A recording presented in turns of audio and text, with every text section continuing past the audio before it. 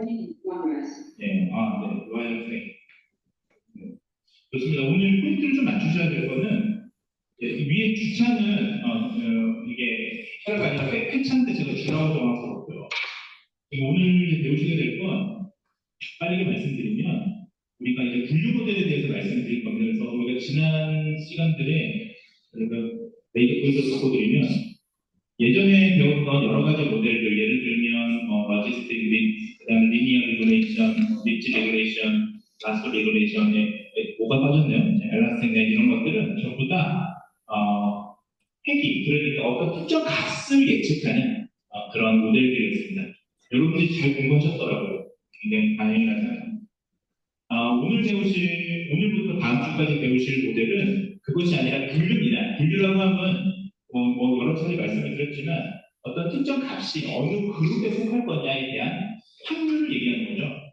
따라서 이 지금 분류 모델은 여러 모델들이 있습니다만 특히 중요한 건 여러분들이 이 분류 모델에서 우리가 나중에 실습을 위해서는 뭐가 중요하냐면요.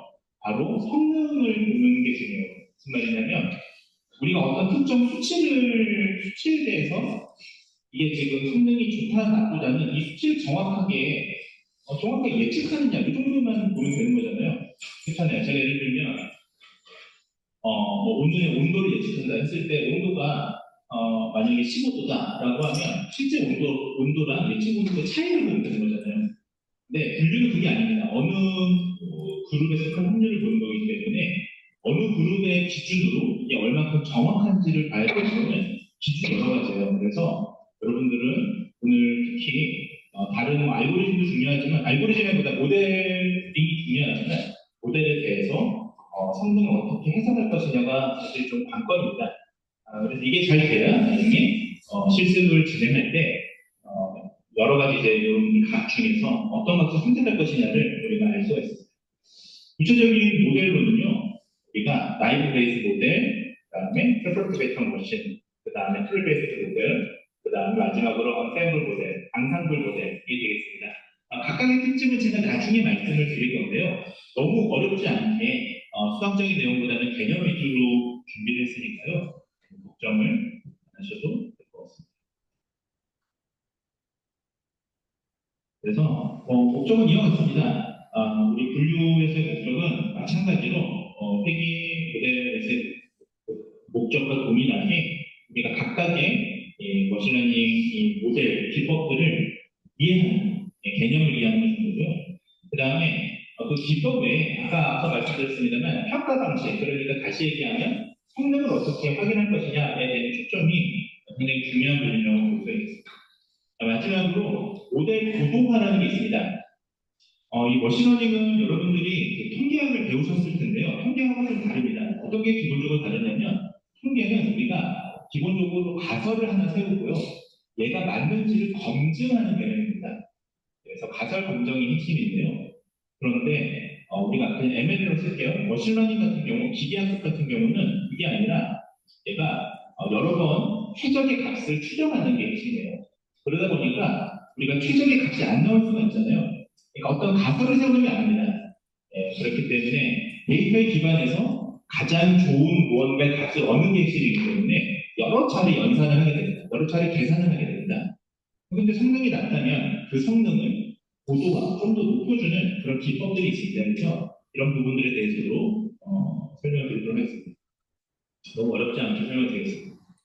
미리 말씀을 드리면 나중에 이 이론이 종료될 때도 말씀을 한번 더 드리겠지만 이 머신러닝 또는 딥러닝이 아주 유명한 말이 있습니다. 뭐가 있냐면 no free lunch, 공짜 점심 없다는 뜻이에요. 무슨 말이냐면 이 말을 하는 이유는 한마디로 모든 상황을 다 설명할 수 있는 골든 스탠다드, 어떤 상황에도 다 적용이 되는 그런 최적의 모델은 없다는 뜻입니다. 각 상황에 맞는, 즉 데이터에 기반한 최적의 모델을 찾아야 됩니다. 예를 들면 저도 아주 오래전에 그런 연구를 발표한 적이 있는데 예를 들면 모델 기법상으로는 딥러닝이 머신러닝보다 더 좋습니다. 딥러닝이 훨씬 더 나중에 나온 거거든요. 그럼에도 불구하고 항상 딥러닝이 더 우수한 모델은 아니에요. 데이터마다 다릅니다. 따라서 여러분들이 데이터 두리번이라고 합니다. 이 머신러닝은요. 그래서 데이터에 기반해서 가장 그 데이터에 좋은 것을 찾아야 되는 거예요. 그래서 지난 시간에 배웠던 건 조금 제가 복수 빨리 진행을 하도록 하겠습니다. 우리 지난 시간까지 이런 내용들을 배우셨습니다. 그래서 크게 보면 학습을 기반으로 어떻게 학습할 거냐, 그러니까 또 어떻게 똑똑하게 만들 거냐에 대해서 우리 머신러닝은 지도학습, 비지도학습, 간호학습을 나눠주고 이건 예전에 말씀드렸던 거라 좀 빨리 넘어가겠습니다. 그리고 지도학습은 획이란 분류, 지도학습이라는 건 레이블, 답이 있는 데이터로 학습하는 거죠. 이 경우에 우리가 획이라고 하는 즉 어떤 특정 값을 예측하는 회계 모델은 이미 중앙세계에 보여줬고요. 기말고사까지는 이 분류라고 하는 나머지 요 파트에 대해서 배우시도록 하겠습니다. 이 수업에서는 강화학습은 다루진 않습니다. 여기 넘어가도록 하겠습니다. 핵심만 말씀드리면 결국 우리가 기계학습이라고 하는 이 머신러닝은 통계학하고는 좀 달라서요.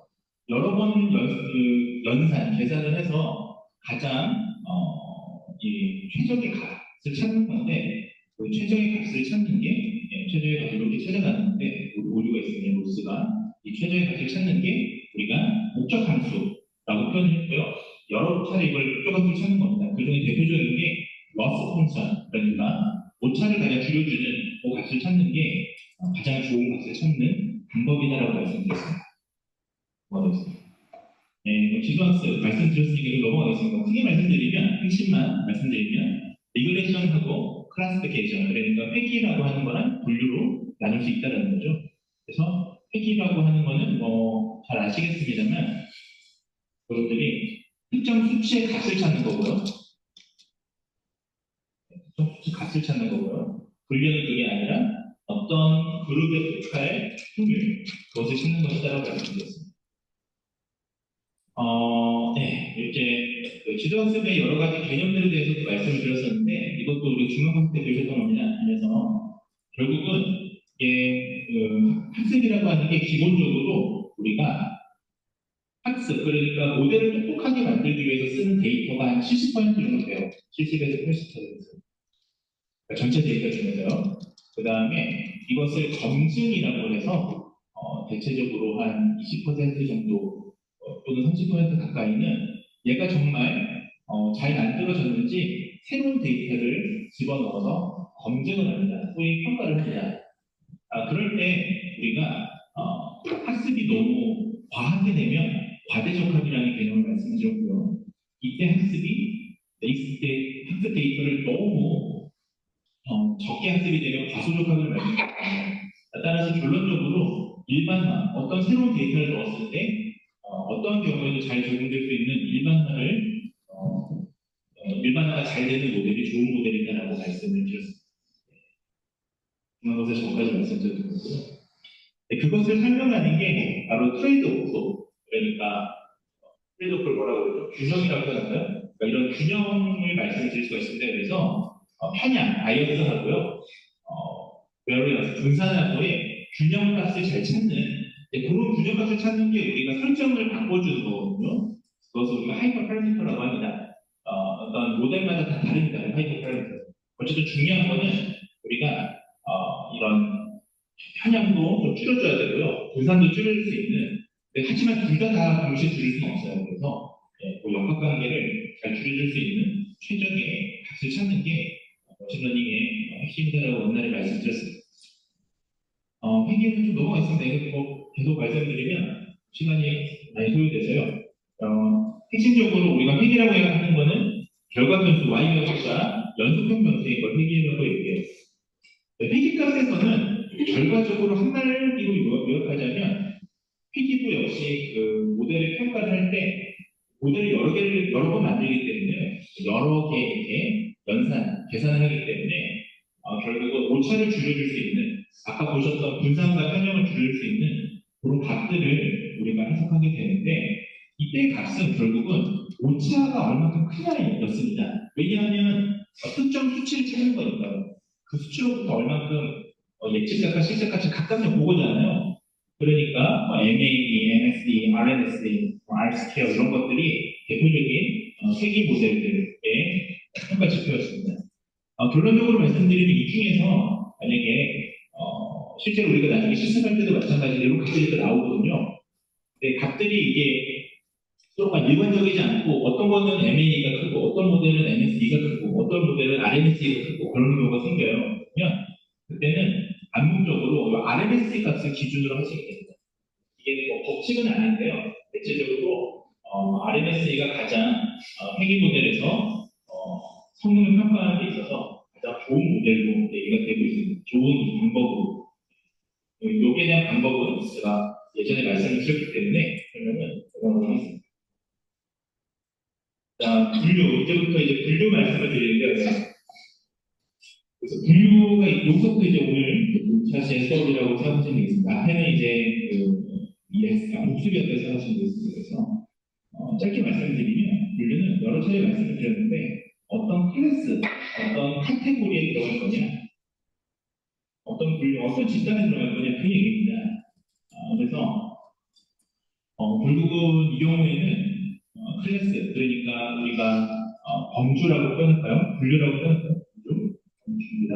이 범주가 때로는 이분형일 수도 있습니다. 이분형이라는 거는 예를 들면 0과 1의 분류, 그러니까 yes or no. 예를 들면 이직을 할 거냐라고 했을 때 이직 예측 모델에서 이직을 한다, 이직을 하지 않는다 이처럼 두 개 또는 세 개로 두 개로 분류되는 걸 이분형이라고 합니다. 또는 예를 들면 뒤에서도 말씀을 드릴 텐데 멀티오미형, 그러니까 다범주라고 합니다. 예를 들면 대표적인 게 성적 같은 거죠. 내가 A를 받을 확률, B를 받을 확률, C를 받을 확률, D를 받을 확률, F를 받을 확률, 맞죠? 이거 5개인가요? 이렇게 분류될 수 있는 각각의 확률, 어디에 속할 거냐 이런 것들을 구하는 겁니다. 본격적으로 말씀을 드리자면 사실 우리가 러지스틱 회계 분석은 러지스틱 회계 분석은 분류 모델에 훨씬 더 가까워요. 사실 우리가 레귤레이션에 대해서 파트에서 회계 모델로도 배웠습니다만 러지스틱 레귤레이션은 분류 모델. 그 다음에 우리가 나이브 베이스라는 걸 이번 시간에 배울 겁니다. 나이브 베이스는 우리가 그 베이지안 모델이라는 게 있습니다. 베이지안 필터. 베이지안 필터 자체는 우리가 통계적인 모델로 볼 수가 있어요. 여러분들이 통계학을 배우다 보면 제일 마지막에 배우는 게 우리가 확률 모델인 베이지안 모델을 배울 텐데 너무 걱정하지 마십시오. 제가 여러분들 고등학교 때 수학처럼 계산하는 그런 게 아니라 컨셉 위주로 배우실 거기 때문에 너무 걱정 안 해도 됩니다. 이 나이브 베이지는 굉장히 빠르고요. 빠르게 연산이 가능하고 빠르게 분류해주고 예측하는 거기 때문에 과거에 지금 근래까지도 많이 쓰였던 모델입니다. 스팸 분류뿐만 아니라 지금은 LLM이 등장해서 딥러닝이 많이 쓰이고 있습니다만 그 자연어 처리에 있어서요. 과거에는 나이브 베이스 모델을 많이 썼습니다. 그 다음에 세 번째는 서포트 벡터 머신인데 역시 이번 시간에 이번 주에 배울 가능성이 높습니다. 제가 서포트 벡터 머신이랑 큐베이스 모델까지 하는 게 이번 주의 목표입니다. 근데 만약에 제가 이번 주에 서포트 벡터 머신까지만 해도 저는 절반의 성공했다고 생각해요.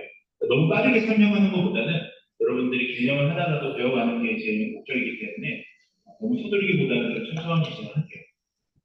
서포트 벡터 머신은 간단합니다. 우리가 가장 간단하게는 지금 이렇게 보시든 지금 이 선을 지금 보시면 제가 여기 레이저 포인트 바꿔볼게요. 보시면 여기 이제 2차원의 평면에 이렇게 지금 각각의 집단들이 서로 다른 집단들이 있다고 가정해 봅시다. 하나는 야당이고 하나는 여당이라고 가정해 봅시다. 예를 들면요. 그렇다면 우리는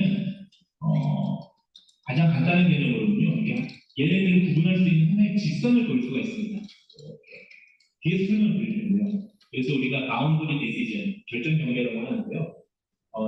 이 바운드리 디시전을 하나 선을 긋고 나서 옆에 얘네들을 결정짓는 이 마진이라고 해서 이렇게 하나의 경계선 하나 더 그어요. 뒤에 설명드릴게요. 너무 걱정 안 하셔도 됩니다. 너무 걱정 안 하셔도 됩니다. 결정, 경계를 이렇게 들어서 결정,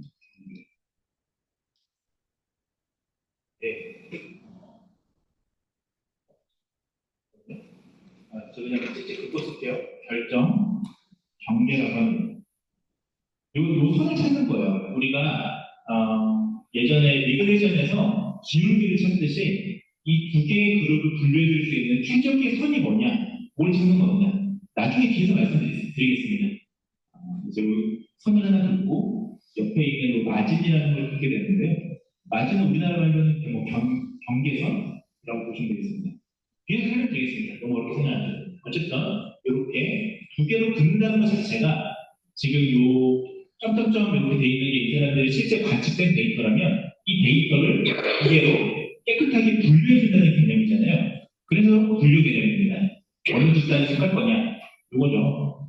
그 다음에 네 번째는 트레비스 모델인데, 제 생각에 여러분들이 배우는 고용, 정책, 그 다음에 뭐 HR, 그 다음 HRB 말고 HRM, 이런 데이터들은 제가 볼 때는 요 트레비스 모델, 의사결정 나무 모델 또는 뭐 결정 트리 모델 이런 표현하는데요. 이게 굉장히 유용합니다. 왜냐하면 뒤에서 나중에 말씀드릴 텐데 어떤 정책을 우리가 결정하는 데 있어서 그 결정 값이 AI를 통해서 도출됐다면 이게 왜 이렇게 도출되는지에 대한 과정에 대한 설명이 있어야 돼요. 그렇지 않으면 우리가 이 정책 결정이라는 게 그냥 값만 나오게 되면 이렇게 해라 저렇게 해라 이렇게 나오게 되면 실제 정책을 도입할 수가 없습니다. 왜 그렇게 나와야 되는지 알아야 되거든요. 소위 그래서 설명 가능한 모델에 좀 들어갔고요. 뒤에서 제가 말씀드릴 텐데 그런 이유로 의학이라든지 아니면 뭐 정책, 그 다음에 뭐 사회복지 이런 분야에서는 프로그레스 모델이 많이 사용됩니다. 실제 논문, 여러분들 논문 리뷰를 지금 하고 있는데 반대로 실제로 찾아보시면 굉장히 사용하는 논문이 프로그레스 모델 되게 많아요. 이런 것들을 잘 활용하셔도 여러분들이 뭐 졸업 논문이라고 하면 졸업 논문을 잘 활용하시거나 되게 좋습니다. 참고로 공부하시다가 좀 의외로 자본이 내가 스스로가 이렇게 생각보다 이거 할 수 있을 것 같다 이런 생각이 들면 이런 공모전이나 그런 논문 뭐죠? 학술지의 논문을 투과해야 되거든요. 그러니까 자신에게 잘할 수 있겠습니다. 마지막으로 언셈블 모델은 이번 주에하고 다음 주 정도에 말씀을 드릴 텐데 언셈블은 뭐냐면 쉽게 얘기하면 집단지성 같은 거예요. 집단지성은 뭐냐면 지금까지 모델들은 단일 모델이잖아요. 하나만 만들어서 어쨌든 그 모델로 설명을 하려는 건데 언셈블 모델은 그게 아니고요. 여러 가지 모델을 만들어서 마치 그 심판이 하나가 아니라 심판이 여러 명인 겁니다. 축구 시합이라면 주심만 있는 게 아니라 부심도 있잖아요. 축구에서는. 그래서 때로는 부심의 의견도 들어보고 해서 결정을 짓는 것들을 언셈블 모델이라고 해요. 이때 뭐 여러 가지 방법이 있습니다만 간단한 방법은 분류 모델, 그러니까 어느 집단에 속할 건지를 보는 모델들이 AI, 머신러닝 여러 개를 하면 이때는 투표를 합니다. AI끼리 투표를 해요. 그래서 어떤 집단에 속하는 게 더 좋을 것 같아 라고 투표를 하고요. 그게 아니라 연속성 데이터, 수치 데이터라면 투표가 아니라 평균을 냅니다. 그러니까 AI 1번, AI 2번, AI 3번이 각각 계산한 게 값이 다르다면 걔네들을 합쳐가지고 평균, 민값을 내요. 이런 방법으로 진행이 됩니다. 따라서 이 것들에 대해서 지금부터 말씀드리도록 하겠습니다. 본격적으로 말씀을 드리도록 데이터 분류는 좀 빨리 말씀드릴게요. 이건 뭐 여러분들이 잘 아실 것 같아서 성경을 보여줬으니까 하지만 핵심만 말씀드리겠습니다. 결과적으로 데이터는 여러분들이 보시는 이런 정형 데이터랑 비정형 데이터가 존재합니다. 정형 데이터는 잘 아시는 규칙이라는 게 있는데요. 규칙이라는 건 아주 쉽게 얘기하면 우리가 SQL에서 SQ, 스트럭처 쿼리, Q는 쿼리거든요. 쿼리가 규칙이라는 건데 쉽게 얘기하면 열과 행으로 구성되어 있다고 보시면 되겠습니다. 열과 행이라는 건 또 어렵게 생각하지 마시고요. 엑셀에서 보시면 여기 지금 보시는 세로 축이 열이고요. 1번 열, 2번 열, 이렇게 되겠죠. 3번 열. 그리고 이렇게 가로축은 우리가 행이라고 합니다. 행, 로. 그래서 예전에 말씀드렸는데 열에 해당되는 게 여러분들의 변수가 되겠습니다. 엑셀을 실제로 여러분들이 데이터를 입력하시면 이 열에 해당되는 게 변수가 되겠습니다. 그리고 여기 행에 해당되는 거는 케이스였습니다. 그러니까 사례가 되겠습니다. 예를 들면 열이 만약 1번 열이 성열이라면 1번 사람은 이건 남자고, 이번 사람은 여자고, 이런 식으로 케이스에 대한 사례가 되어 있습니다. 쭉 이렇게 들어가는 거죠. 자, 그런데 이런 규칙이 있는 거에 적용되어 있다고 해요. 그 다음에 비정형은 텍스트나 음성, 영상, 이미지 등인데 그거는 이 수업에서는 다루지 않습니다. 자, 그렇다면 여러분들이 정형 데이터 중에서 또 구분할 수가 있습니다. 수치형 데이터가 있고 범주형 데이터가 있는데 결과적으로 말씀을 드리면 수치형 데이터는 연속형과 이산형으로 나눠져 있고요. 핵심만 말씀드리면 이산형은 우리가 세는 데이터. 이산이라는 뜻이 센다는 뜻이에요. 숫자를 센다. 세는 데이터는 우리가 소점을 표현할 수가 없잖아요. 한 명, 두 명 이렇게 되죠. 우리가 1.5명, 1.8명 이렇게 쓰지는 않잖아요. 그래서 세는 데이터는 이산형. 소점을 포함한 그 외에는 모든 것들은 연속형이라고 얘기할 수가 있습니다. 범주형은 마찬가지입니다. 범주형은 우리가 자 범주라는 거 하는 건 우리가 구분하기 위해서 숫자를 넣은 거거든요. 예를 들면 고용서비스학과는 1번, 산업경영학과는 2번, 기계공학과는 3번 이런 식으로 번호를 넣은 건데 이런 것들은 번호는 사실 의미가 없죠. 우리가 그냥 분류를 하기 위해서 숫자를 1, 2, 3을 넣은 거잖아요. 그러나 때로는 이런 범주형 데이터에서는 순서가 있는 데이터가 있습니다. 예를 들면 대표적인 게 옷의 사이즈, S, M, L, X, 라지 이런 거는 크기잖아요. 사실은 얘네들을 그러니까 숫자로 바꾸게 되면 얘네들은 크기의 차이가 존재합니다. 따라서 얘네들을 연산할 수는 없지만 사칙 연산을 할 수는 없지만 예를 들면 스몰하고 M을 합치면 라지가 되는 건 아니잖아요. 그렇게 연산할 수는 없지만 얘네들에게는 분명히 데이터의 크기가 존재하는 이런 것들을 우리가 순서형이라고 해요. 그래서 빨리 말씀드리겠습니다. 그래서 이산형은 지금 보시는 좌측에 보시는 이런 게 연속형이에요. 좌측에 보시는 키 같은 경우 소점을 표현할 수 있죠. 보시면 그렇죠. 우측에 보시는 거는 이산형은 세개소이기 때문에 지금 만약에 두 사람을 1.5명 이렇게 쓸 수는 없습니다. 이건 잘못된 거죠. 이산형이라면 이거는 한 명 또는 두 명이라고 명확한 표시를 해줘야 돼요. 제가 왜 이걸 바꾸냐면 여러분들이 나중에 파이썬이라든지 여러 가지 통계 툴을 돌리시게 되면 이 이산형이나 또는 연속형이냐에 따라서 작동할 수 있는 모델이 다 달라져요. 여러분들이 아직 넘파이나 판다스라고 하는 기본적인 게 있거든요. 배열가지고 아마 그걸 배워보셨으면 좀 이제 느낌이 오실 거고요. 아직 잘 모르시겠으면 지금 제가 설명한 이 정도만 이해하셔도 제 수업에서 실습에서는 무리가 없습니다. 자, 예를 들면 MBTI 아니면 MMPI가 MBTI. 저는 뭐 이런 거 관심이 없어서 MBTI를 한번 보시게 되면 지금 보시면 지금 이런 것들이 대표적인 명목형이죠. MBTI는 뭐 좋은 뭐라고 그래 MBTI 결과가 없잖아요. 예를 들면 ENFP가 더 좋고 INFP가 더 나쁘고 뭐 그런 거 없잖아요. 순서 우위는 존재하지 않습니다. 이런 것들이 대표적인 검증이고요. 그러나 아까 말씀드렸던 옷의 크기는 보시면 라지, 미디엄, 스몰 전부 다 순서가 있죠.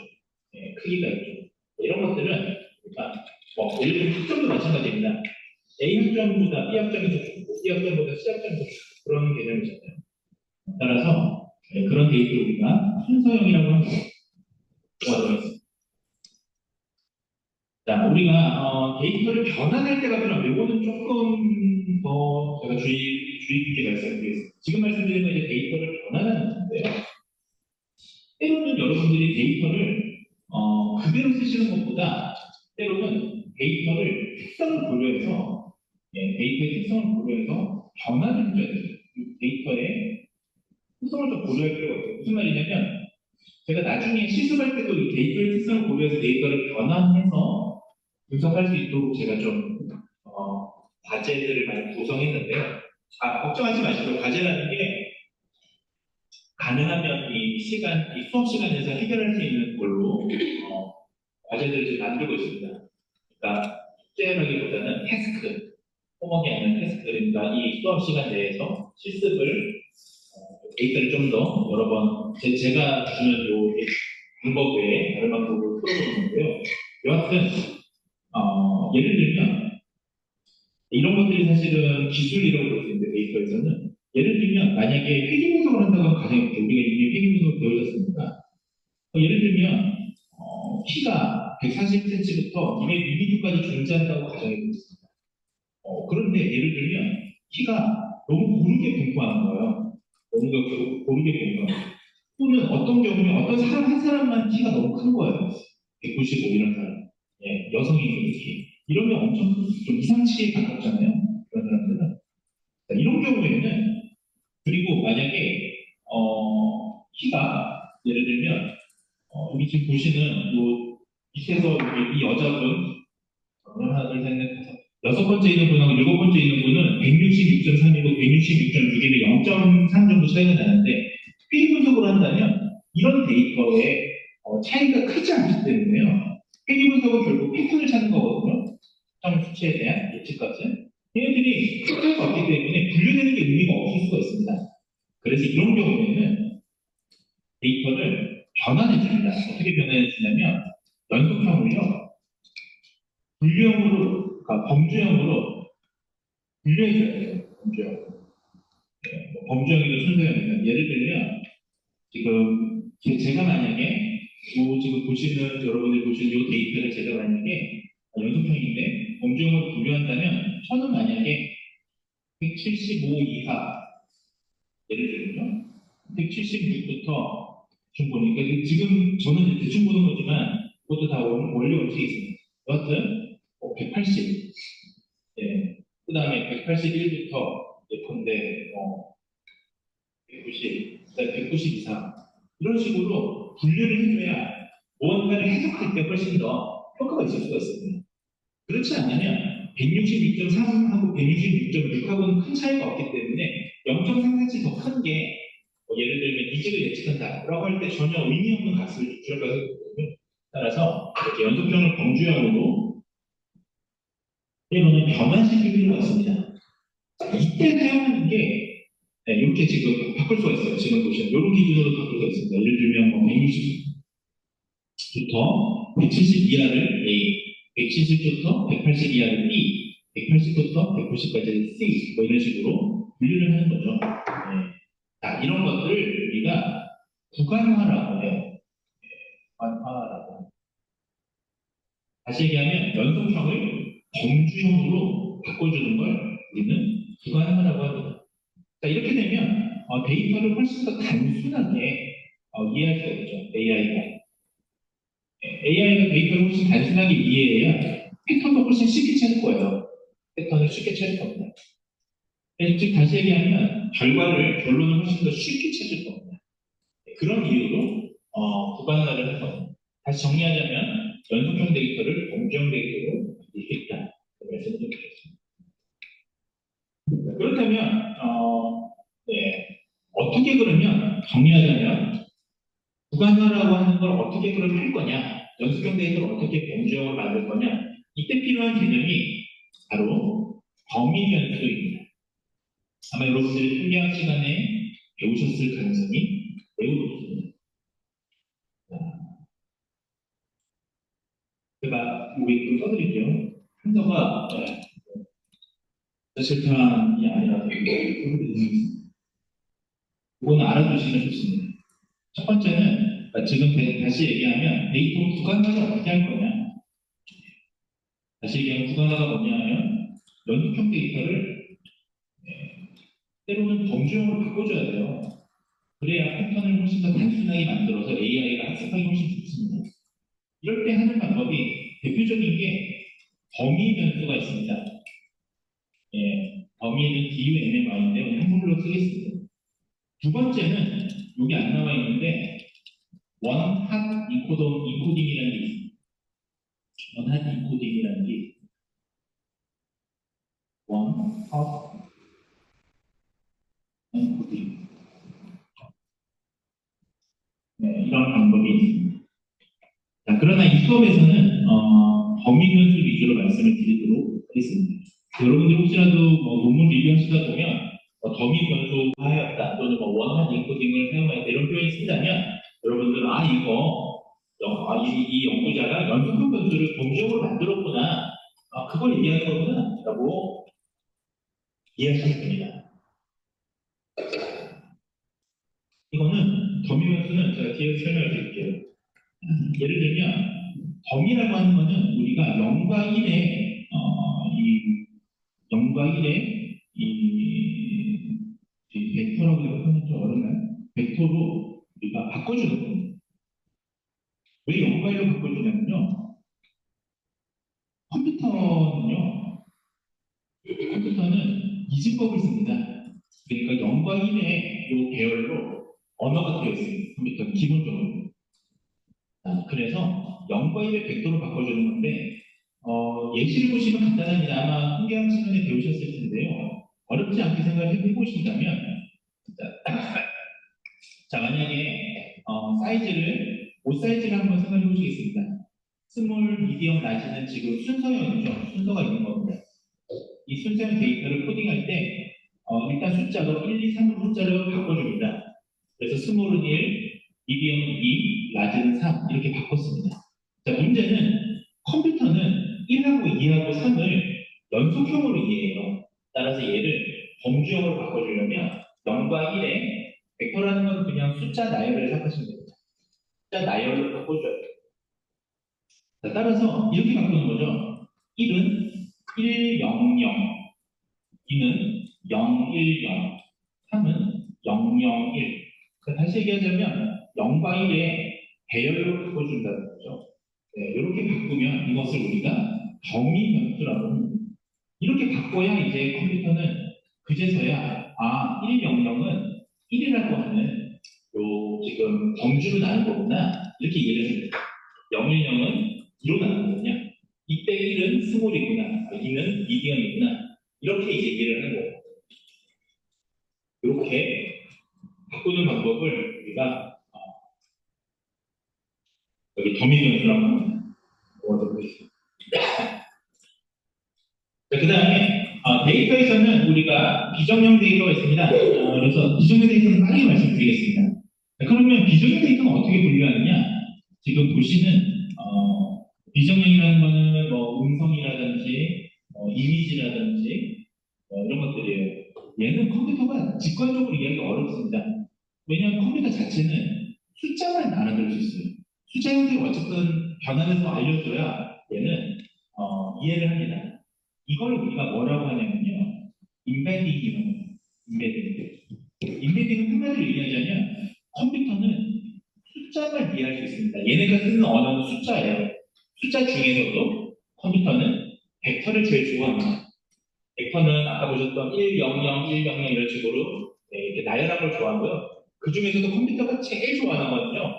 0하고 1로 1하고 0하고만 이렇게 배열하는 거 그런 걸 제일 좋아해요. 어쨌든 숫자 형태로 바꿔주는 걸 인베딩이라고 합니다. 텍스트를 인베딩할 수도 있고요. 이미지를 인베딩할 수도 있고, 음성을 인베딩할 수도 있습니다. 즉, 숫자 형태로 바꿔줄 수 있습니다. 대표적인 예로 몇 가지만 보겠습니다. 여러분들 혹시 RGB라고 들어보셨죠? 이 숫자 우리가 표현할 때 RGB는 이게 세 가지 색깔로 천 가지 색깔을 만들 수 있잖아요. RGB에서 R은 레드, 빨간색이죠.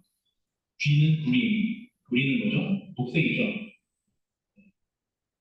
그 다음에 B, 블루, 푸른색이죠. 네, 파란색이죠. 그러면 세 가지 색깔로도 모든 컬러 색깔을 만들 수가 있습니다. 자, 이때 어떻게 하냐면 컬러 먼저 설명을 드릴게요. 자, 지금 보시면, 여기 여러 가지 지금 이렇게 한 칸 한 칸 들어가 있는 걸 격자형으로 만들 수 있어요. 격자라고 하는 건 물금을 얘기합니다. 바둑판처럼요. 한 칸 한 칸 만든 다음에 그 칸에 속하는 색깔을 RGB 형태로 표현하는 겁니다. 예를 들면 완전히 여기 지금 보시는 이 정도의 색깔이 완전히 파란색이라면 RGB를 표현하자면 백형태로 표현하자면 R은 0이에요. 빨간색 하나도 안 들어가죠. 그 다음에 완전 파란색이라면 B도 0일 겁니다. 블루는 이게 RGB 색깔에서 255까지 표현할 수 있어요. 최대치가.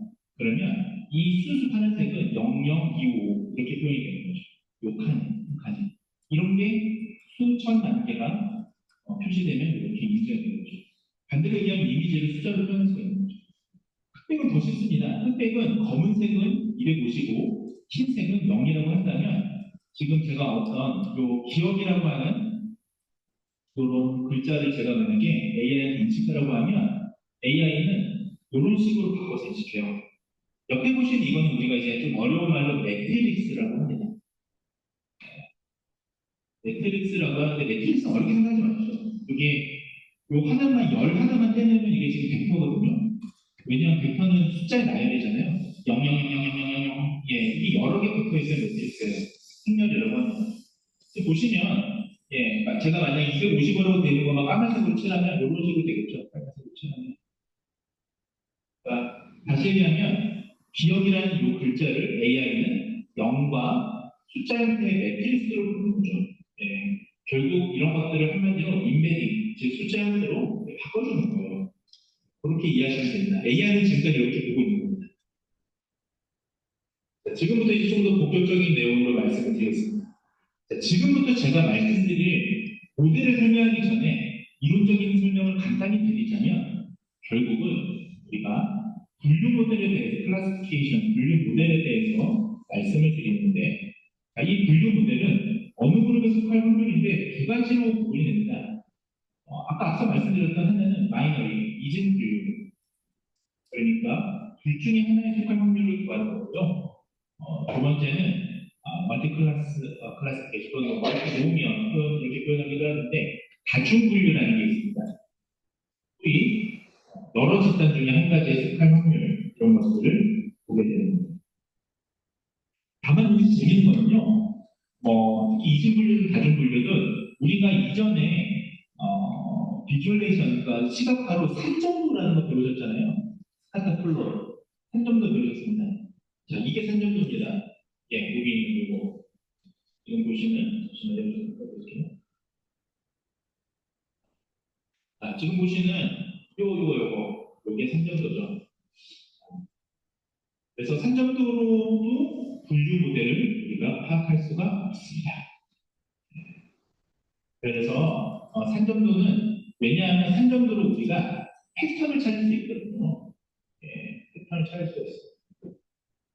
연속적인 투적 가산성의 패턴이라는 건 딱 정확하게 오차를 딱 찾는 어떤 특정 가치지만 예를 들면 그게 예를 들면 여러분들 직업 특성을 가지고 이과에 속할 거냐 문과에 속할 거냐 예체능에 속할 거냐 세 가지로 구분한다면 이렇게 속할 확률의 경계를 찾을 수 있는 거예요. 그 산정도로도 볼 수 있다. 그 정도만 아시면 되겠습니다. 자, 그러면 지금부터 분류 모델에 대해서 더 말씀을 드리도록 하겠습니다.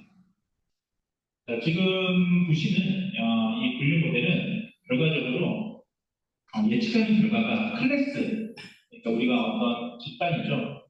집단을 대상으로 어디에 속할 거냐, yes or no 이런 경우는 우리가 이분형, 이진형, 이분형 이렇게 표현할 수가 있겠고요.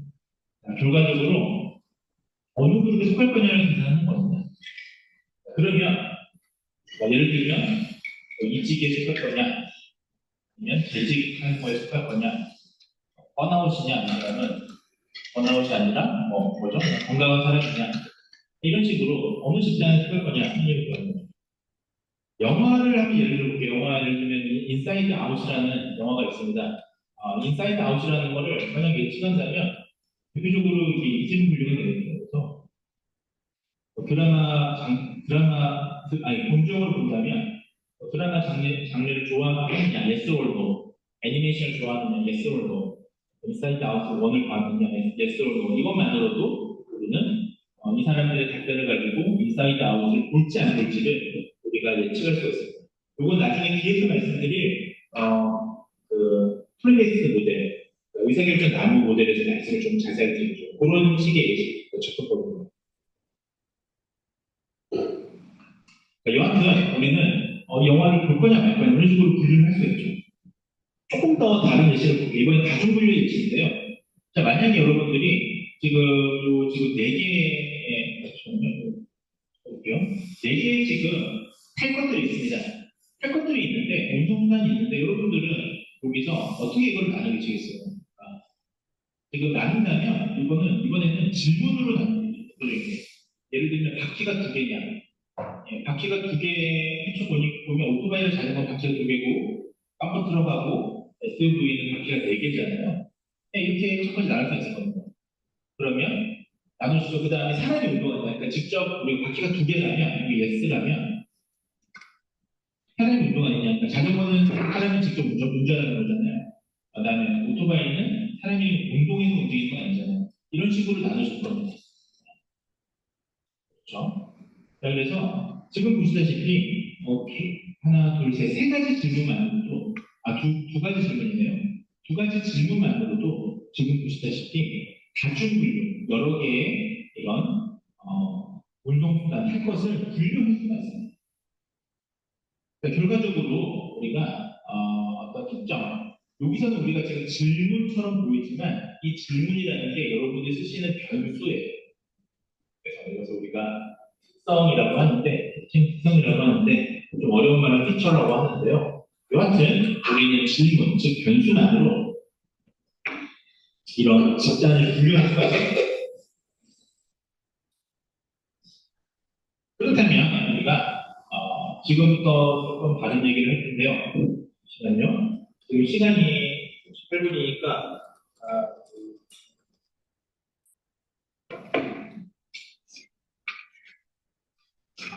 이렇게 좀 말씀을 많이 나눠야 되는 거여서 시간이 많이 소요가 돼서 이건 좀 길게 설명드려야 되는 거여서 제가 요거만 설명드리고 다시 들어가겠습니다.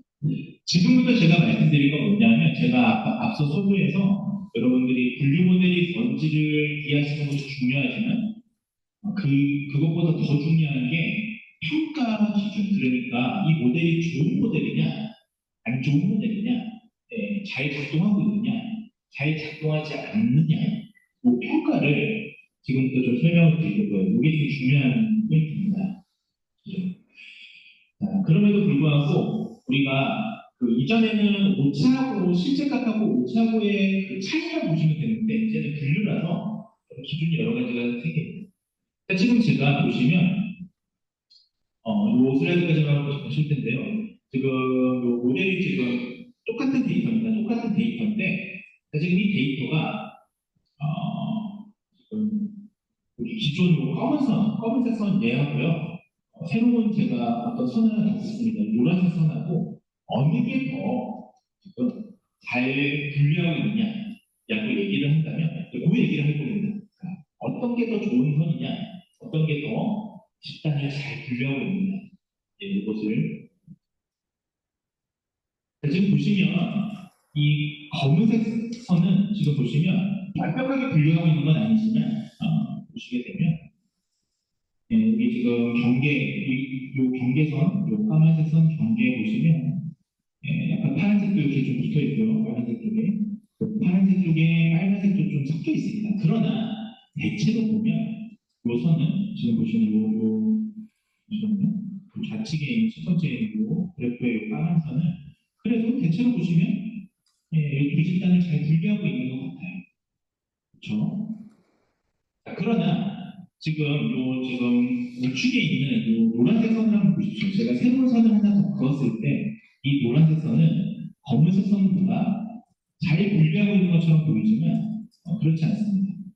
그러나 잘 분류한다라는 만약에 근데 교수님 이거 잘 분류하는 거 아닌가요? 라고 한다면 얘는 지금 빨간색으로부터 파란색 선을 잘 분류하는 거죠.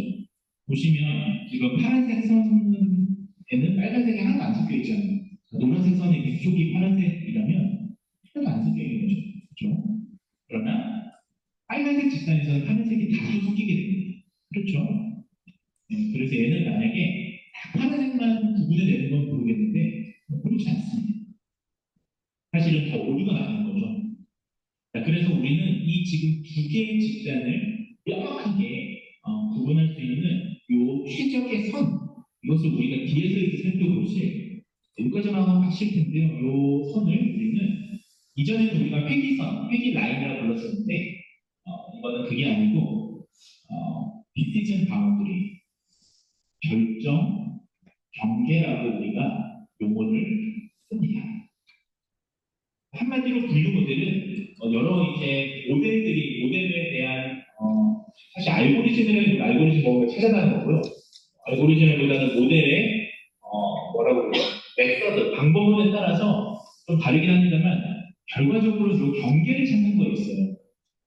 분류를 잘 해줄 수 있는 거, 경계가 어떻게 찾을 것이냐, 그리고 잘 찾았다면 얘가 잘 찾았는지를 평가를 해야 되잖아요.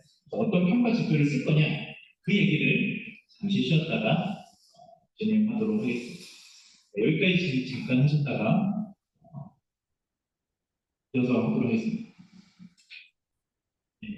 이어서 진행하도록 하겠습니다. 그래서 앞서 말씀드렸던 것처럼요, 결국 핵심은 이 최적의 결정 경계, 이 분류선을 어떻게 찾을 것이냐, 그게 되겠습니다.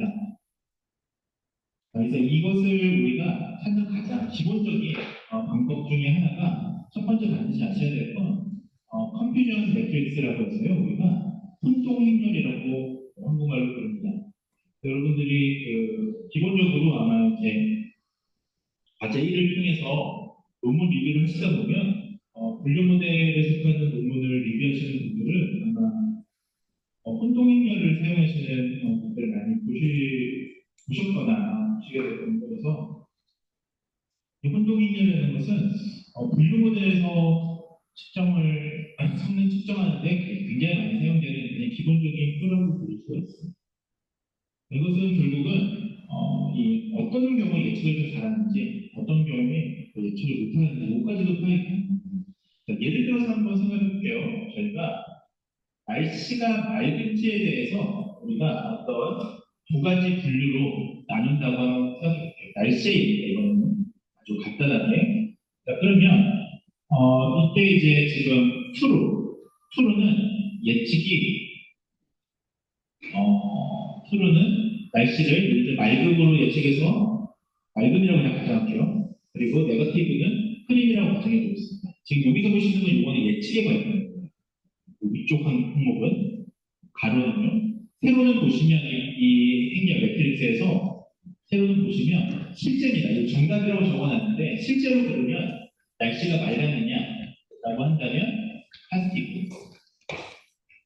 실제로 날씨가 맑지 않았다면, 흐렸다면, 네거티브. 이렇게 볼 수 있습니다. 자, 그렇다면 우리가 지금 이렇게 하나의 표로 실제 날씨가 맑았는지, 예측한 게 맑았는지, 이렇게 지금 네 가지로 분류할 수 있거든요. 자, 그렇다면 제가 하나하나씩, 이거 좀 중요합니다. 이거 개념을 이해하시면, 이 개념을 이해하셔야 이제 그 다음부터 나오는 대부분의 개념들을 잘 이해할 수가 있습니다. 자, 그러면 여기서 다시 한번 제가 좀 천천히 말씀을 드리자면 형광펜으로 바꿔서 위에 있는 이쪽에 가로는 예측이고요. 파스티브는 맑음, 네거티브는 흐림이고요. 날씨 기준에서. 자, 세로는 실제 값입니다. 실제로 맑았거나 흐렸거나. 그거죠? 그렇다면 TP는 뭐냐면 트루 파스티브니까 이거는 우리가 트루, 예측은 트루인데 트루고 정답은 파스티브니까 뭐겠습니까? 실제로 우리가 맑은 날을 맑음이라고 예측한 거잖아요. 예측하고 실제값이 맞는 걸 우리가 TP라고 하는 거예요. 그 다음에 펄스 네거티브는 뭐냐면 실제로는 틀린 거죠. 잘못된 값입니다. 그 밑에부터 좀 할게요. 트루 네거티브로 한번 볼게요. 트루 네거티브 요 지금 T에는 뭐냐면 자 보시면 실제로 흐린 날을 흐린 걸로 예측한 거죠. 예, 그렇죠. 흐린 날을 흐린 걸로 예측한 게 TN, 트루 네거티브가 되겠습니다. 그렇죠. 자, 여기서 말하는 틀은 참값이라고 보시면 돼요. 잘 맞췄다. 수학에서 흔히 쓰는 말인데 이거는 참값. 잘 맞춘 거예요, 이거는. 자, 그 다음에 펄스. 이거는 거짓이라는 뜻이거든요. 이거는 틀렸다. 틀린다. 이렇게 생각하시면 이해할 수 있습니다. 수식어로. 자, 그러면 지금 제가 좀 이어서 또 계속 말씀드릴게요. 색깔을 바꿔볼게요. 색깔을 바꿔서 어렵지 않습니다. 어렵지 않은 개념인데 개념만 잘 이해하시면 다음부터 어렵지 않아요. 자, 그러면 이게 지금 펄스 파스티브는 뭐냐? 얘는 잘못 맞췄어요. 맞춘 거죠. 앞에가 펄스니까. 틀린 거 진짜. 뭐가 틀렸냐? 얘는 지금 보시면 실제로는 흐린, 네거티브 들어가 있죠. 실제로는 흐린데 맑음을 예측한 거잖아요. 파지티브로 이렇게 지금 들어가 있잖아요. 그러니까 얘는 실제로 흐린 날을 맑음으로 예측한 거예요. 그렇죠? 자, 이거 표를 보여드릴게요. 다시 한번 제가 설명. 이거 보시면 파스티브는 예측인데 요 위에 지금 파스티브 네거티브 요 지금 요 열은 자, 지금 여기 파스티브 맑음으로 예측된 건데 실제로는 지금 보시면 그 표로에서는 그러니까 실제 값은 실제로는 흐렸던 거예요. 그죠? 그러니까 흐린 날을 맑음으로 잘못 예측한 거죠. 네. 계속해서 마지막 F1을 한번 말씀드리겠습니다. 펄스 네거티브 얘도 틀린 거예요. 뭘 틀렸냐? 자, 얘는 실제로 흐린 날, 저기 뭐냐, 실제로 흐린 날인데 맑음으로 실제로 맑은 날인데 흐린 날은 잘못 예측한 거죠. 그렇죠? 실제로 맑은 날인데 맑은데 흐림으로 예측한 그렇죠? 잘못 예측한 거죠. 보시면 이 실제 값은 맑은 파지티브에 와 있는데 예측 값은 네거티브 흐림으로 되어 있습니다. 그렇죠. 자, 그러면 결국은 요 지금 네 개의 요 관계를 이해하시면 이제 어렵지가 않습니다. 다시 정리하자면 파란색으로 되어 있는 요 칸은 정확하게 맞춤 값이에요. 그렇죠? 그리고 분홍색으로 되어 있는 분홍색으로 되어 있는 요 칸은 틀린 칸이에요. 근데 성격이 좀 다르죠. 자, 요걸 이해하시면 요 다음을 충분히 이해하실 수 있습니다. 자, 그러면 지금부터 이제 모델 평가 척도를 말씀을 드릴 텐데, 첫 번째 평가 척도는 정확도입니다. 정확도입니다. 자, 지금 이거 중요한 거니까 조금 집중해서 들어주시면 감사하겠습니다. 정확도입니다. 이때 정확도라는 거는 뭐겠습니까? 전체 예측 중에서 우리가 모델이 정답을 맞춘 비율이잖아요. 맞춘 비율이잖아요. 어쨌든. 자, 그러니까 보세요. 여기서는 전체 값 중에서 얘가 정확도인 거죠. 그쵸? 얘가 정확도인 거죠. 그러니까 분율이니까 비율이니까 전체니까 그냥 전체라고 쓸게요. 전체에서 TP랑 TN을 구한값입니다. 쉽게 얘기하면 전체 분류값에서 지금 실제로 맑은 날을 맑은 날로 맞춘 값이랑 실제로 흐린 날을 흐린 값으로 맞춘 이 두 개의 값인 거죠. 전체라고 하는 거는 이 약어를 쓰면 똑같은 선생님들은 어려워 보이시더라고요. 전부 다죠. 예. 네 개 중에 두 개까지. 아주 쉽게 얘기하면 전체 여기 네 칸 중에 또 파란색에는 됩니다. 얘를 맞춘 값을 얘기해요. 만약에 제가 예시를 한번 들어볼게요. 그러니까 80, 20, 20, 80. 자, 전체 200명이 있습니다. 예를 들면 200명 중에서 트루 파지티브는 80, 그 다음에 트루 네거티브는 80이라면 얘는 어떻게 계산이 되냐면 전체가 200명이니까 얘 다 합친 게 200명이잖아요. 여기 TP, TN, FP, TN 다 합치면 200이잖아요. 200명이죠. 그래서 80 플러스 80이니까 160이죠. 80%죠. 네. 자, 이로 나누면 맞죠? 그래서 정확도는 80 이렇게 얘기합니다. 그런데 이게 지금 되게 좋은 것 같아 보여도 결정적인 문제가 있습니다. 문제가 있습니다. 자, 바로 불균형 데이터의 약하다는 건데요. 여러분들 듣고 계신가요? 이게 보니까 그거 안 듣고 있는 것 같은데 네, 뭐 어쩔 수 없이 이게 내용이 아마 여러분들한테 크게 또 관심이 없거나 그럴 수 있는데 네, 충분히 이해는 합니다. 그럼에도 불구하고 어쨌든 제 역할은 제가 그걸 잘 여러분들한테 설명을 드리는 게 제 역할이라서 최대한 설명을 좀 드리도록 하겠습니다.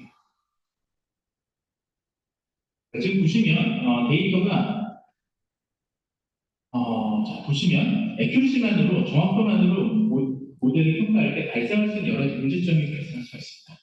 자, 대표적인 게 불균형 데이터입니다. 데이터가 예를 들면 불균형 데이터라는 것은 특정 데이터에 비해서 다른 클래스 데이터가 압도적으로 많은 경우입니다. 지금 보시는 예를 들면 첫 번째 그림이 있고 두 번째 그림이 있다면 첫 번째 그림은 우리가 좀 균형 잡힌 클래스라고 데이터라고 보시면 돼요. 이 경우에는 예컨대 이 빨간색이 아니고요. 파란색이 정상이라면 정상 집단이라면 이 두 집단을 분류하는 대로 선을 하나 긋는 것은 아주 어려운 일은 아닙니다. 문제는 뭐냐면 암이라는 건 되게 드물게 발생하잖아요. 그래서 예를 들면 아까처럼 똑같이 주황색이 아니고요. 예를 들면 파란색이 건강한 사람이라면 실제 데이터에서는 당연히 건강한 사람이 압도적으로 많고요. 한 99%는 건강한 사람일 거고요. 암은 예를 들면 1%밖에 안 된다고 가정해 볼게요. 그러면 이 경우에는 지금 이 많은 데이터 중에서 얘를 지금 찾아야 되는 겁니다. 그러니까 이 앞을 좀 돌려보면 예를 들면 지금 이거는 균형이 잘 잡힌 데이터거든요. 그게 아니라 예를 들면 이게 80대 20이 아니라요. 예를 들면 이거 99대 1, 얘가 1, 99 이런 문제라면 바로 쳐놓죠. 새로운 말씀. 이런 부분이라면 지금 합쳐보면 정확도는 되게 높게 나온 겁니다. 왜냐하면 200명에 99 플러스 99가 되니까 198이 되고요. 그렇죠? 네. 그러니까 대체로 한 99% 정도 나오겠네요. 이 경우에.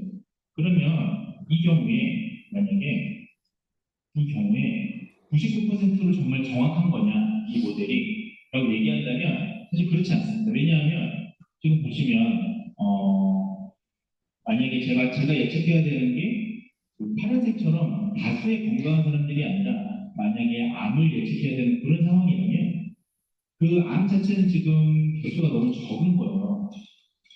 너무 적은. 그렇기 때문에 이 경우에는 다수의 지금 건강한 사람들을 찾는 거에는 문제가 없습니다만 암을 찾는 모델에서는 실제로 정확도가 또 떨어지는 겁니다. 예를 들면 아까 이 표시에서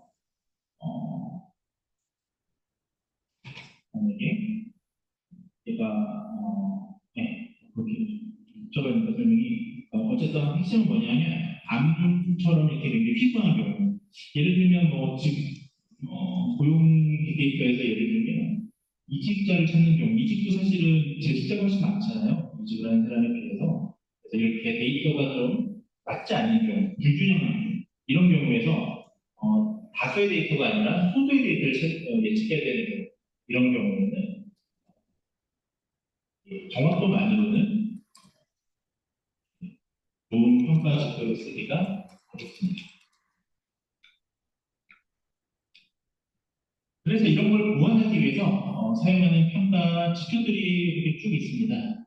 뭐가 있냐면요. 대표적으로 프레시전, 정밀도라는 지표가 있고요. 그 다음에 리콜, 제어률이라는 지표가 있고요. 그 다음에 이 두 개를 합친 F1 스코어 이것을 우리가 우리나라 말로 조합 평균이라고 합니다.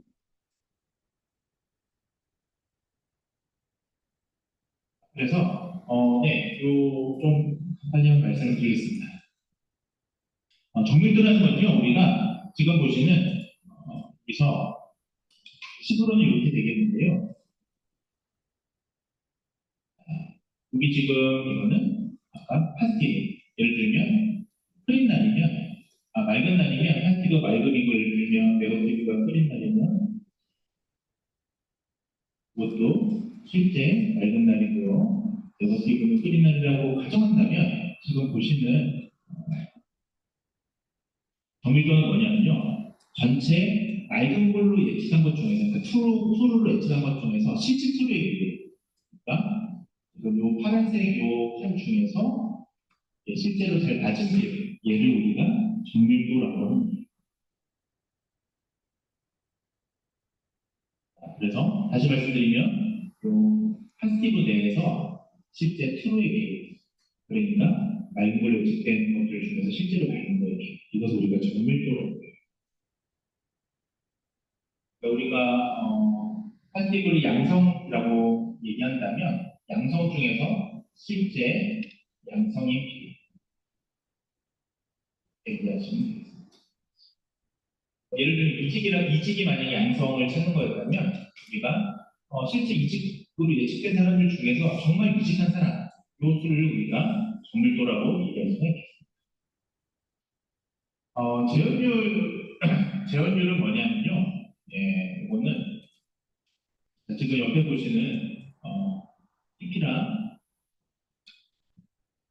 FM 지금 이번에는 요 가로 항목이에요. 빨간색이에요. 요 중에서 우리가 TP, 그러니까 맑은 걸로 예측된 사람들 중에서 실제 맑은 사람들 중에서 맑은 걸로 예측된 사람들 요것의 비율을 의미합니다. 그러니까 한마디로 얘는 재현율은 뭐냐면요. 실제 정답을 얼마나 잘 찾아내는가. 실제 정답을 얼마나 잘 찾아내는가. 요거를 실제 정답의 입장에서 모델이 얼마나 잘 예측되는가. 이것을 보는 비율이라고 보시면 됩니다. 종합평균은 이것에 대해서 우리가 한마디로 종합평균은 정밀도와 재현율이요. 네, 종합적으로 고려하는 거. 종합적으로 고려하는 거. 그래서 이것을 우리가 종합평균이라고 불러요. 네, 할머니 이라고 불러요.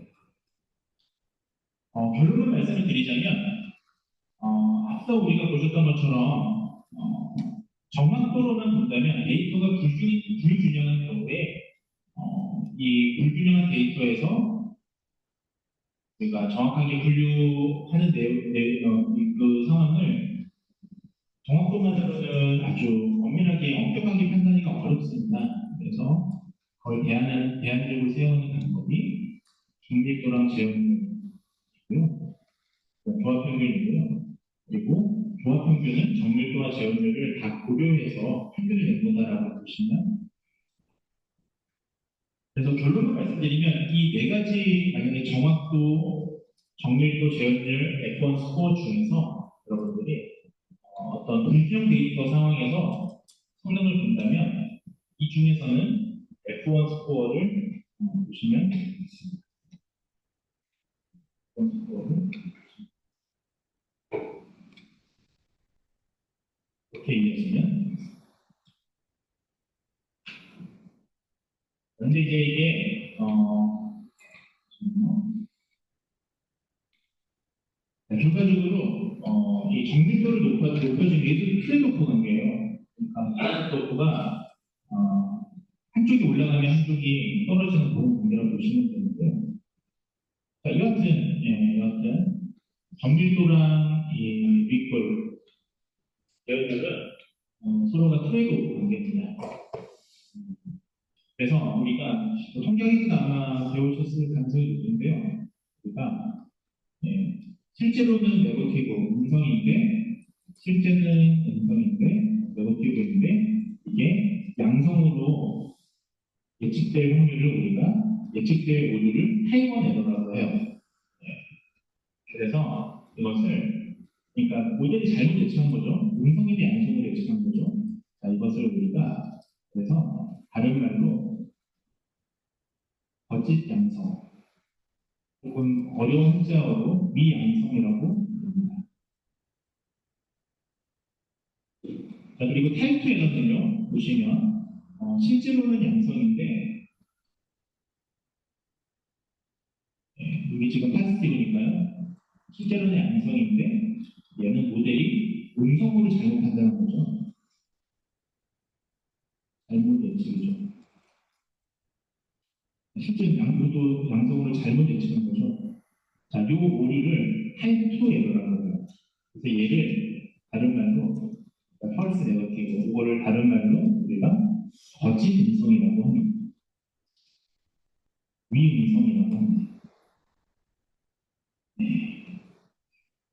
자, 한마디로 다시 말씀드리겠습니다. 제가 이게 예시를 좀 여러분들한테 만약에 질병이라고 가정해요. 고용보다는 질병이 훨씬 조금 더 이야기, 좀 직관적으로 이야기할 수가 있을 것 같아서 자, 여기서 파스티브는 정상이고 네거티브는 아니라고 가정해 봅시다. 그럼 지금 이 타입 1 에러 같은 경우는 실제로 아닌데 얘를 정상으로 예측하는 경우예요. 얘도 굉장히 나쁜 거겠죠. 실제로는 아닌데 정상으로 예측했으니까 얘는 조기 진단을 못하는 거잖아요. 네. 그리고 F2 에러 같은 경우 이 경우에는 실제로는 건강한 사람인데 암으로 잘못 예측을 한 겁니다. 네. 건강한 사람을 암으로 예측했으니까 얘는 진단을 잘못한 거죠. 얘는 조기 치료 못했으니까 치료를 못하는 거죠. 그러니까 어떤 기준을 삼느냐에 따라서 타입 2를 조정을 해야 될 거냐, 타입 2가 높은 게 안 좋은 경우가 있을 수 있고, 예를 들면 진단 같은 경우에는 잘못 진단한 거니까요. 타입 1 같은 경우는 지금 보시면 암과 정상의 어떤 관계로 보자면 이거는 여기 암 환자를 지금 정상으로 봤기 때문에 치료할 기회를 뺏게 됩니다.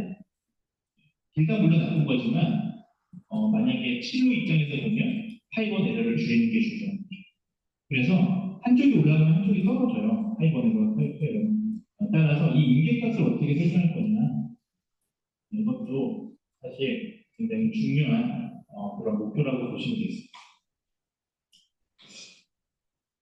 그 내용을 제가 조금 더 쉽게 말씀을 드릴게요. 해놓은 슬라이드거든요.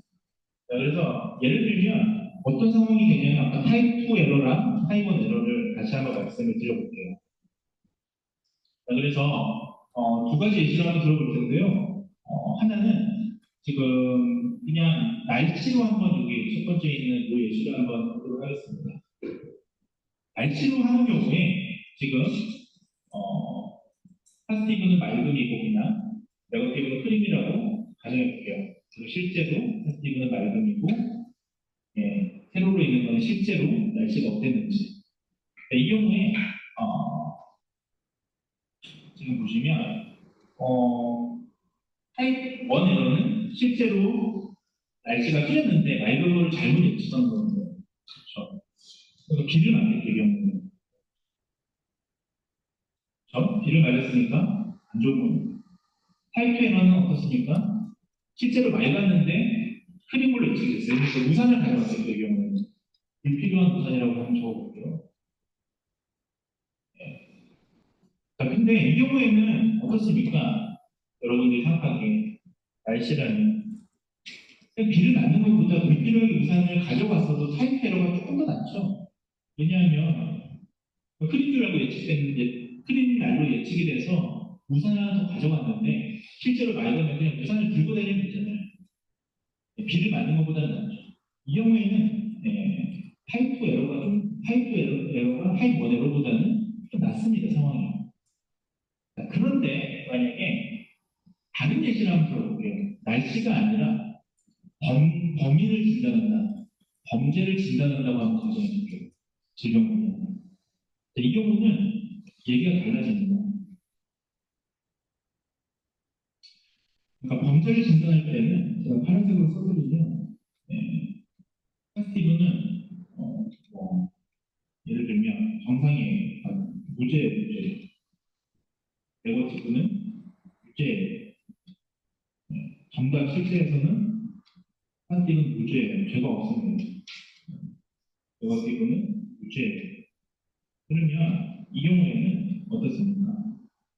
실제로 무죄인 사람을 예를 들면 음,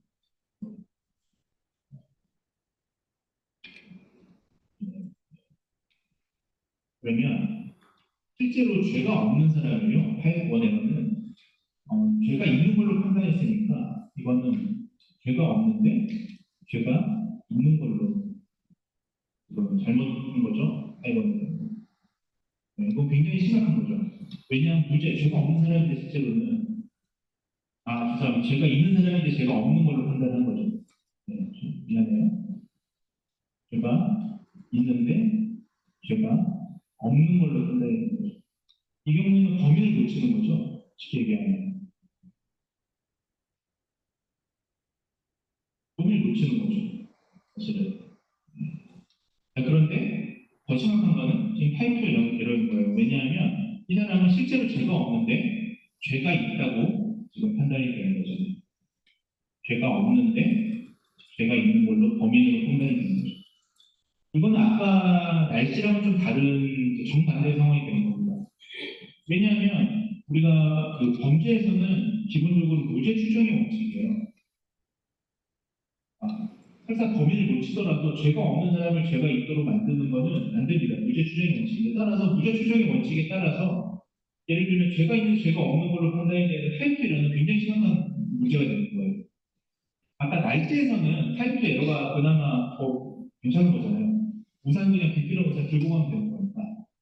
제가 이 얘기를 왜 길게 얘기했냐면 분야에 따라서 결과적으로 분야에 따라서 다른 겁니다.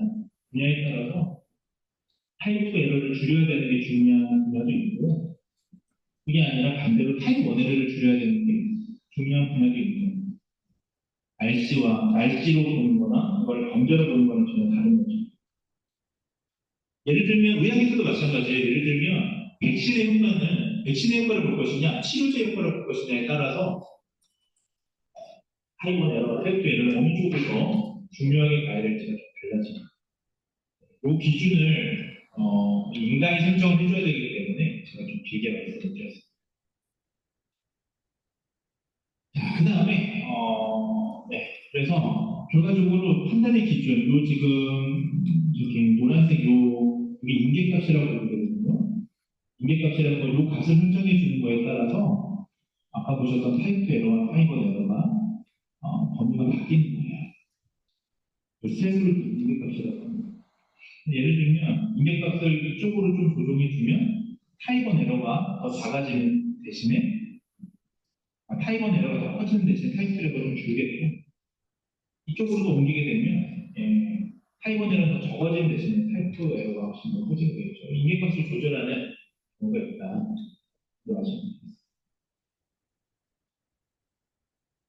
우리가 반드시 또 알아야 될 지표 중에 성능 지표 중에 하나는 다시 지금까지 했던 내용을 종합해 보면요. 우리가 분류 모델을 우리가 평가하는 데 있어서 정확도가 많이 쓰이고요. 그 외에도 정밀도, 재현율, 조합 평균이 쓰이는데 이 중에서는 조합 평균을 선택하는 것이 가장 좋다 말씀드리고요. 그 다음에 이 정밀도랑 재현율은 트레이드오프 한쪽이 늘면 한쪽이 주는 겁니다. 그래서 그것을 우리가 타입 1 에러, 타입 2 에러의 관계를 말씀드렸습니다. 그리고 이것을 어떤 에러를 더 중요하게 여길 것이냐는 사실은 분야에 따라 다른 거예요. 목적에 따라서. 타입 1, 타입 2 에러는 아마 여러분들이 통계학에서 배우셨을 것 같은데 제가 조금 더 예시를 드려서 개인적으로 여기다 드렸습니다. 쉬기 전에 시간이 마치기 전에 마지막 슬라이드가 되겠습니다. 그래서 이 외에 여러분들이 더 중요하게 가장 중요하게 보실 수 있는 평가 지표는 뭐냐라고 저한테 물어보신다면 저는 ROC 커브, AUC 곡선 이것을 줄여서 우리가 AUC 커브라고 표현하는데요. ROC, AUC 곡선 이것을 이 제일 중요하다고 저는 생각이 듭니다. 이건 뭐냐면 색깔 좀 바꿔볼게요. 한마디로 요약하자면 우리가 옆에 지금 보시는 요런 지금 이게 우리가 AUC 면적이라고 하는 곡선 면적, ROC 곡선의 면적을 AUC가 불러요. 예, 그래서 이거는 지금 보시는 X축을, Y축을 우리가 요 위에 있는 요 트루 퍼스트 레이트로, X축을 요 밑에 지금 요 지금 뜬돈 확률에서 보시는 그 펄스 퍼스트 레이트 이렇게 지금 넣은 겁니다. 그래서 쉽게 얘기하면 너무 어렵게 얘기하는데요. 쉽게 얘기하면 얘는 민감도와 특이도를 모두 고려한 특이도를 모두 고려한 차원의 이 그래프를 표현한 값이라고 보시면 됩니다. 0부터 1까지 있고요. 여러분들 0은 퍼센트로 치면 0%라 생각하시면 되고 1은 100%인데 그렇게 되면 면적이 100으로 나올 거고 뒤에 보시는 것처럼 이렇게 이런 값은 실제로는 존재하지 않고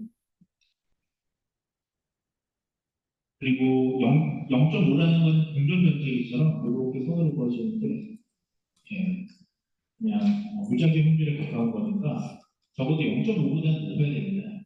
그래서 한마디로 얘기하면 AUC가 높으면 분류 모델 성능이 좋아요.